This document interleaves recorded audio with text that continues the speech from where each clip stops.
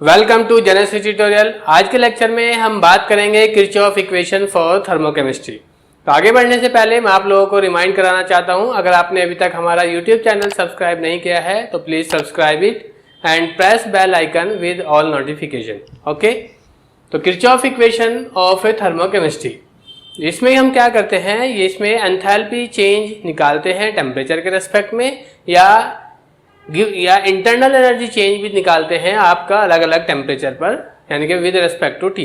अलग अलग टेम्परेचर पर उसी किसी एक रिएक्शन का हम क्या निकालते हैं, डेल्टा एच का वैल्यू निकालते हैं। तो delta H T2 minus delta H T1 इस फॉर्म में निकालते हैं। कोई एक डेल्टा एच का वैल्यू हमें एक पर्टिकुलर टेम्परेचर पर दिया होता है, दूसरे का निकाल लेते हैं। तो जब हम डेल्टा एच की बात करते हैं तो ये होता है कांस्टेंट प्रेशर पर, लेकिन अगर आप डेल्टा यू की फॉर्म में चाहते हैं तो तब डेल्टा यू की फॉर्म में ये आएगा कांस्टेंट वॉल्यूम पर। तो इसलिए किरचॉफ इक्वेशन हमारा दो फॉर्म में पढ़ी जाती है, कांस्टेंट प्रेशर पर या कांस्टेंट वॉल्यूम पर। ठीक है, तो पहला आपका किरचॉफ इक्वेशन हम पहले ले लेते हैं केस इसमें कांस्टेंट प्रेशर वाला, यानी कि एंथैल्पी की फॉर्म में। तो the enthalpy change of any process varies with temperature. तो हमने कोई रिएक्शन लिया, consider a reaction small a capital A, small b capital B arrow, small c capital C and plus small d capital D. Small a small b ये हमारे coefficient हैं, किसके, reactant A और B के। ठीक है, capital और capital B reactant है, स्मॉल ए स्मॉल बी उनके कोफिशिएंट हैं, और स्मॉल सी स्मॉल डी ये भी हमारे कोफिशिएंट हैं, किसके, प्रोडक्ट सी और डी के। सी कैपिटल सी क्या है, प्रोडक्ट सी है, और कैपिटल डी भी क्या है, हमारा प्रोडक्ट है।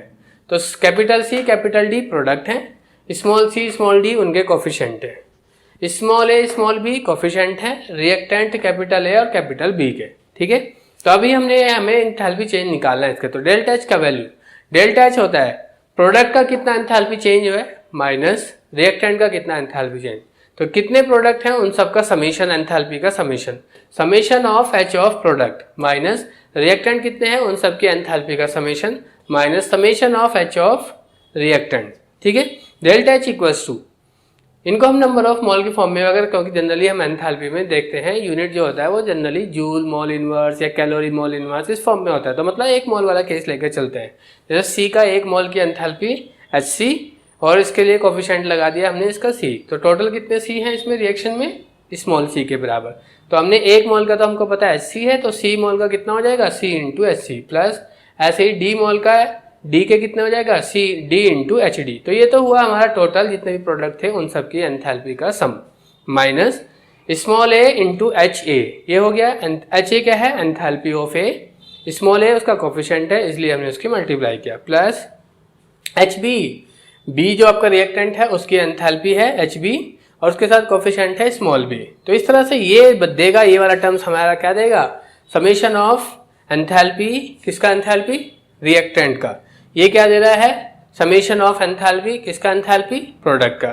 तो प्रोडक्ट की एंथैल्पी माइनस रिएक्टेंट की एंथैल्पी, इसी को हम डेल्टा एच की फॉर्म में रिप्रेजेंट कर दें। अब हम इसको डिफरेंशिएट करते हैं, डिफरेंशिएटिंग द अबव इक्वेशन, जो ये थी हमारी equation with respect to T at constant P.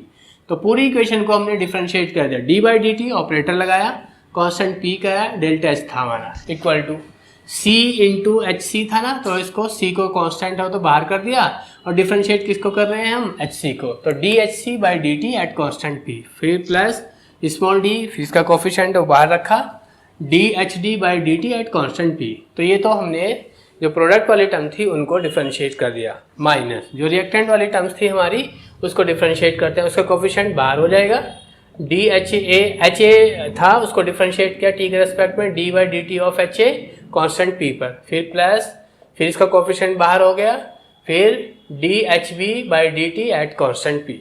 तो इस तरह से हमने ये इस वाली इक्वेशन को, जो अभी पहले आई थी ये वाली, इस वाली इक्वेशन को डिफरेंशिएट कर दिया with respect to T at a constant P पर। तो इस वाली टर्म को तो मैंने एज इट इज रखा, C D H by D T हमारा सी पी होता है, डी एच किसका है, एच किसका है, सी का। तो हमने इसको सी पी सी कर दिया, कोफिशिएंट जो था वो हमने यहीं पे रख दिया बाहर। ऐसे ही D H D by D T, इसको हम बोल सकते हैं सी पी ऑफ डी, और कोफिशिएंट जो था वो बाहर हो गया, माइनस स्मॉल ए, ये हुआ C P of a plus small b C P of B.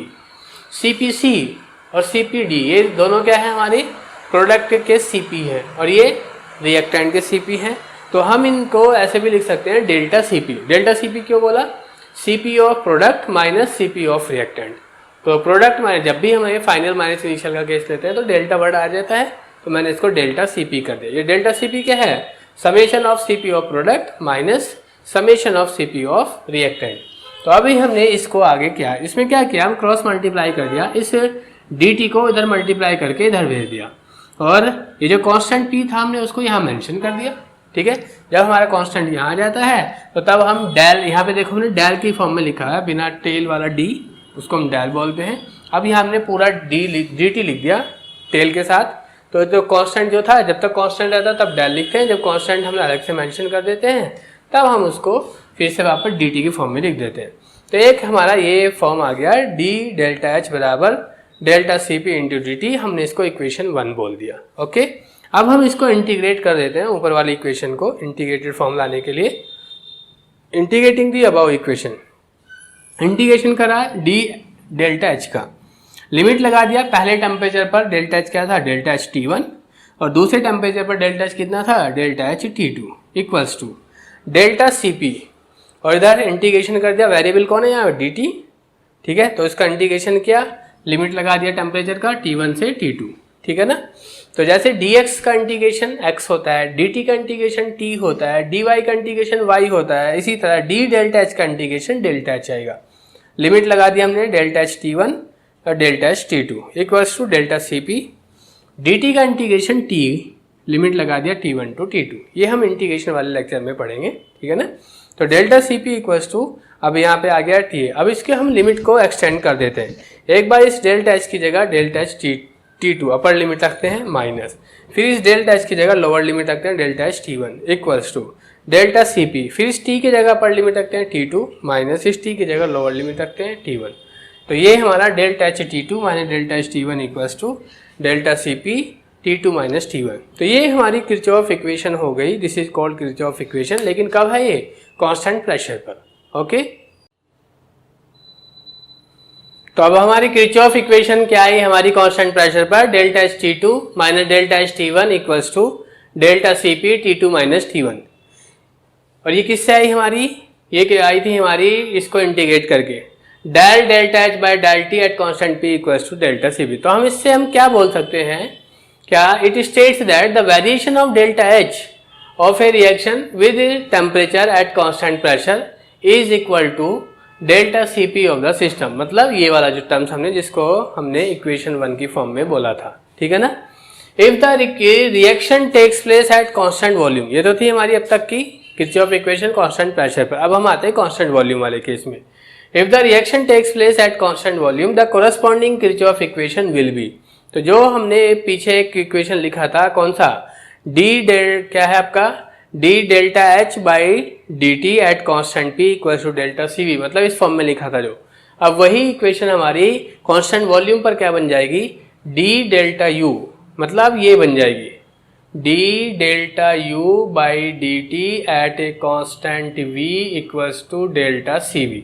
क्योंकि जब हम कांस्टेंट वॉल्यूम का केस करते हैं h की जगह u आ जाता है और CP की जगह CV आ जाता है, तो हमारी इक्वेशन ये आ जाता है। तो इसी को मैंने इस फॉर्म में लिख दिया, dt इधर मल्टीप्लाई में आ गया, d delta u equals to delta CV into dt at a constant volume v। अब हम इसको इंटीग्रेट कर देते हैं, इसको इंटीग्रेटेड फॉर्म लाने के लिए, इंटीग्रेटिंग दी अबाउ इक्वेशन। इस इक्वेशन को हमने इंटीग्रेट किया, ये लगाकर लिमिट लगा दिया यहाँ पर d डेल्टा u, लिमिट लगा दिया delta u at T1 delta u at T2। Delta CV को हमने बाहर रखा। अभी हम ये डेल्टा CV, पीछे भी हमने डेल्टा CP को बाहर रखा था इंटीग्रेशन से, तो अभी हम ये कंसीडर करके चल रहे हैं कि डेल्टा CV या डेल्टा CP अभी टेम्परेचर पर डिपेंड नहीं कर रहा है।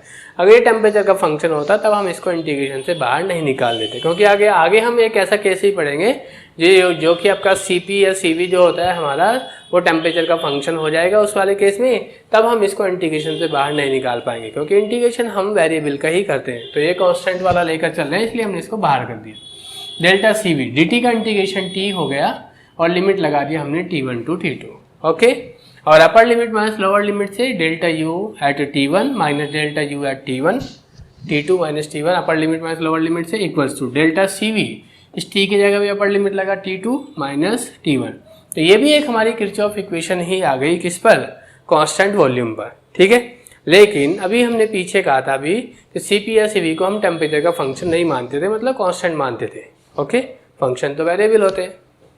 If the heat capacity are expressed as a power series of T, मतलब टी के फंक्शन की फॉर्म में किस तरह से, इस तरह से Cp equals to alpha plus beta T plus gamma T square. अगर आगे एक और टर्म्स होती तो आती अल्फा बीटा गामा, डेल्टा कर देते उसको, प्लस करके डेल्टा टी क्यूब आ जाता।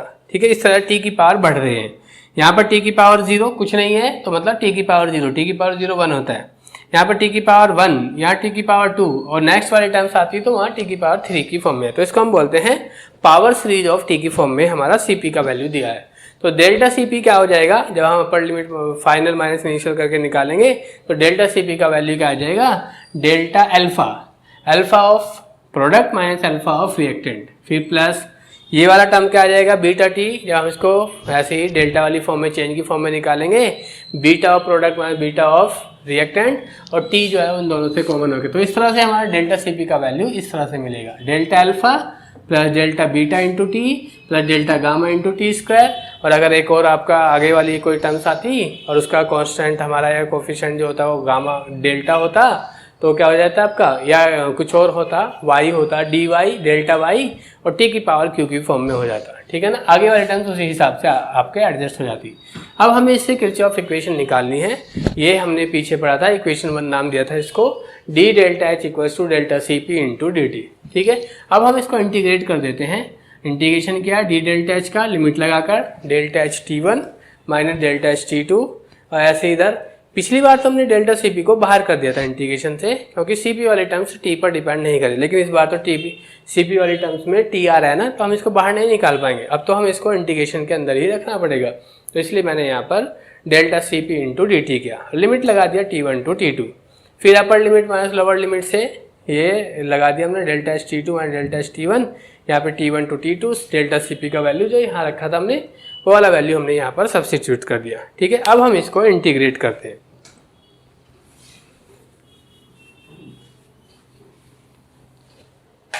तो पहले तो हम इसको सेपरेट कर लेते हैं, सारी टर्म्स को अलग अलग।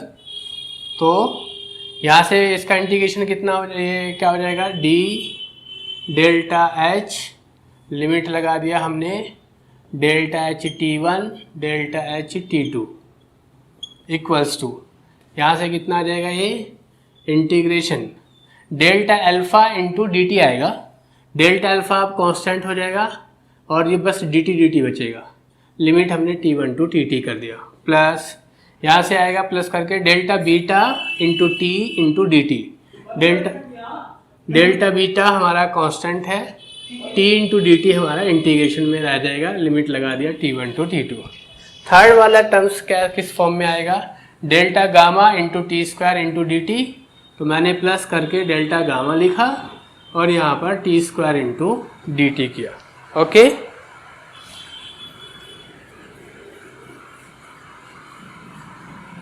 अब हम इसको इंटीग्रेट कर देते हैं। डी डेल्टा एच का इंटीग्रेशन क्या आएगा, डेल्टा एच, लिमिट हमने क्या लगा दिया, delta H t1 delta H t2, delta alpha बाहर है, dt का इंटीग्रेशन कितना होता है, t, लिमिट लगा दिया t1 टू t2। ठीक है, फिर plus delta beta t into D T, T की पावर 1 इंटू डी टी है ना, इसका इंटीग्रेशन कितना हो जाएगा, टी स्क्वायर बाई 2 आ जाएगा, लिमिट हो गया t1 to t2, power plus 1 upon power plus 1, तो t की पावर 1 है तो 1 की power 1 plus 1 that is 2 upon 2, फिर प्लस डेल्टा गामा, यहाँ से क्या हो जाएगा, लिमिट लगाकर हमारा t1 टू t2, ये बन जाएगा हमारा कितना, t क्यूब बाई 3, वही पावर प्लस 1 वाला। पावर फंक्शन का इंटीग्रेशन हमारा इसी तरह से होता है, जो भी पावर जिसकी पावर होती है उसकी power plus 1 upon power plus 1 ये बन जाता है, और लिमिट हमारा t1 टू t2 आ जाता है। इसको हम लिमिट को एक्सटेंड कर लेते हैं, तो delta H t2 minus delta H t1 equals to delta alpha, upper limit minus lower limit से ये क्या बन जाएगा, t2 minus t1 plus delta beta, यहाँ पर भी और 2 कांस्टेंट है बाहर कर देते हैं, अपर लिमिट माइनस लोअर लिमिट से हो जाएगा t2 square minus t1 square. Next वाली से क्या हो जाएगा, डेल्टा गामा बाई 3 को हमने बाहर कर दिया और यहाँ पे अपर लिमिट लगा दिया, t2 का T2 cube minus T1 cube. तो इस तरह से हमारी ये किरचॉफ इक्वेशन हो गई। ठीक है, ऐसे वाले केस में जिसमें Cp हमारा पावर सीरीज की फॉर्म में दिया हो। ओके।